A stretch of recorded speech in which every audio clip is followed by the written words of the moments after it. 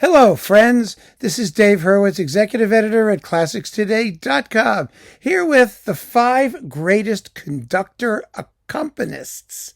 Now, we've been talking about this for a long time, and what catalyzed this particular video is that somebody wrote to me about Erich Leinsdorf, and said, "Oh, he made very exciting opera recordings, but you say he was sort of a mediocre conductor. How is that possible?"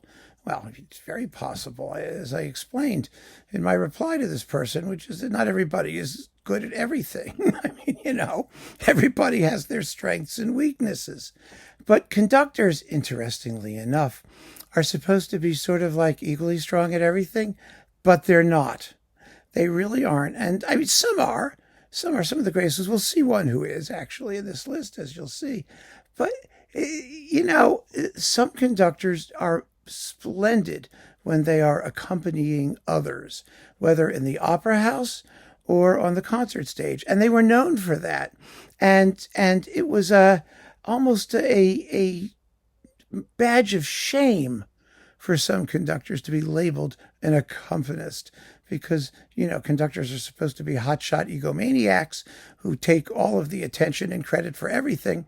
Just to be able to cede some of the glory to someone else was somehow considered, second rate, which is absolutely absurd, beyond ridiculous. It really is. But, that's the way it was. That's the way it was, because you had these egomaniacal, romantic type people. And of course, fights between conductors and soloists were legion. Rubinstein and Reiner and Karajan and Weissenberg or whoever he didn't get along with. Some conductors just did not get along well with others because, they were used to having all the attention themselves. And it's very, very interesting for that reason. To list a few and to talk about the phenomenon. So let's get to our list of 5. And if you have a list of 5, just 5, feel free to contribute. So the 5 greatest conductor accompanists were, first, Charles Mackerras. Charles Mackerras was an example of a conductor who was great at everything. I mean, if it had to do with music, he did it, and he did it fabulously. He was an amazing accompanist because he was an incredible opera conductor. Singers loved working with him. He was so both considerate of what they wanted, but had very firm ideas of the way things should go. And he managed to be collegial and have his way while letting the singer shine, which was great. I mean, as a choral conductor, as an operatic conductor, and as a concerto conductor. And a concerto composer. Remember, he rediscovered the Sullivan cello concerto and reconstituted it from like just a cello part or something like that. He was so deeply in the music that he could do whatever he was called upon to do and do it supremely well. There are many, many examples of this in his discography, which we don't need to go into. But yeah, he was a guy who had it all. Including accompanists, and he didn't regard accompanying as as slumming, as something second rate. Next, Erich Leinsdorf. There's the guy, because Erich Leinsdorf was a very fine concerto conductor. He made excellent concerto recordings with all kinds of soloists, and he was also a terrific opera conductor. He had a real sense of the theater. He knew how to let his singers shine. He was direct. He was direct and exciting as an opera conductor. And of course, the most famous example of that is his Decca die Walküre, which sort of preempted George Scholtes. He got Birgit Nielsen, he got John Vickers, he got, fabulous singers, and made amazing opera recordings. His Lohengrin, when in Boston, was the recording that supposedly bankrupted RCA and got them out of the opera business, but it was a very good performance of Lohengrin. He was a fine and exciting conductor. His Ballo in Mackerras was tremendous. On RCA, he had a real gift as an opera conductor, an ability to forge an ensemble and deliver really, really first-class results. So there's that. Next, Claudio Abbado, the micromanager.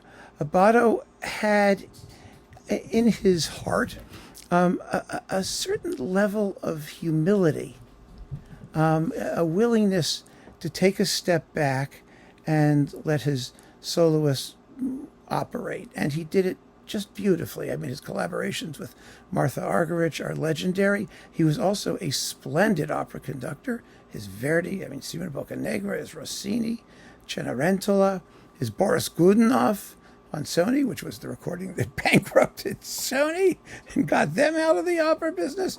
They sold like 3 copies, but it was a fabulous Boris Godunov.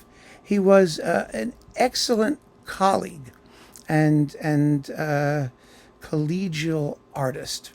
And I think that deserves a good bit of credit, and people don't talk about it, and people are ashamed to talk about it.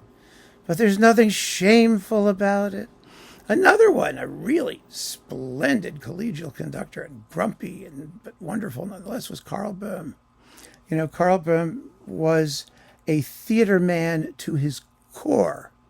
I mean, even when he was near death, and he did, that Electra video with Leni Rizanek, I mean, he was, they thought he was absolutely going to drop dead. I mean, but he got through it, and it sounded marvelous. You just had to look at him and say, opera, and he would wake up. His Mozart was splendid. His Wagner was great. His Tristan with Birgit Nielsen is amazing. His Ring is thrillingly exciting. He did Wozzeck live, and it was incredible. He was a fantastic accompanist, and he made wonderful concerto accompaniments too. I mean, he had that ability as well. He was a lifelong colleague, and he had a reputation of being a little grumpy sometimes, but still, he was considerate of his soloists, and they loved working with him for the most part. And last but not least, the ultimate accompanist, the conductor who got, for whom it was bandied about as an insult, which is really insulting. I mean, it's obnoxious. Eugene Ormandy. Everybody liked to work with Eugene Ormandy. He was the most considerate conductor in the universe. And that wasn't to say he didn't have his standards. He had that gorgeous Philadelphia sound. He had strong ideas about how music should go. But when he was working with soloists who he respected and who he cared about, he was unbelievably considerate. He deployed that orchestra, that sound, to the advantage of his soloist, creating beautiful sonic frameworks within which they could operate. Ormandy was amazing at that. He was also a great conductor in other things, but because he was such a fine accompanist, and because all the great soloists liked to work with him, soloists who were sometimes more famous than he was, and he didn't seem to have a problem with it, his reputation suffered, which is really, really ironic, because I'm not trying to denigrate the role of the accompanist when I say a conductor is a mere accompanist. I'm saying that they had skills that were best deployed in one place than in other places. And there are lots of accompanist conductors out there today, period instrument people primarily, and lots of ex-choral conductors, like, Robert Shaw, people like that. And Roger Norrington was one. People who got their start just conducting choruses and voices and then went on to orchestral work with differing degrees of success, let's just say, because the requirements are very different and the training is somewhat different. And so we find, there are conductors who really made a mark in that specific task. They were, in a sense, specialists, and maybe they didn't want to be known that way, but they were.